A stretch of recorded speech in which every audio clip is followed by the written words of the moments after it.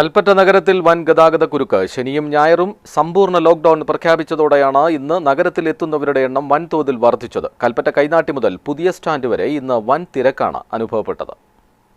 കൽപ്പറ്റ കൈനാട്ടി മുതൽ പുതിയ bus stand വരെ വൻ തിരക്കാണ് അനുഭവപ്പെട്ടത്. രാവിലെ മുതൽ സ്വകാര്യ വാഹനങ്ങളുടെ ഒഴുക്കായിരുന്നു. ബാങ്കുകളിലും നല്ല തിരക്കായിരുന്നു. അവശ്യ സാധനങ്ങൾ വാങ്ങാനെത്തുന്നവരും വ്യാപാര സ്ഥാപനങ്ങളും സർക്കാർ ഓഫീസുകളിലും എത്തുന്നവരുടെ എണ്ണവുമാണ് നഗരത്തിൽ തിരക്ക് വർദ്ധിപ്പിച്ചത്. മാനന്തവാടി ഭാഗത്തു നിന്നും വരുന്ന വാഹനങ്ങൾ പുളിയാർമല വരെയും ബത്തേരി ഭാഗത്തു നിന്നെത്തുന്ന വാഹനങ്ങൾ എടപ്പെട്ടി വരെയും ഗതാഗത കുരുക്കിൽപ്പെട്ടിരുന്നു.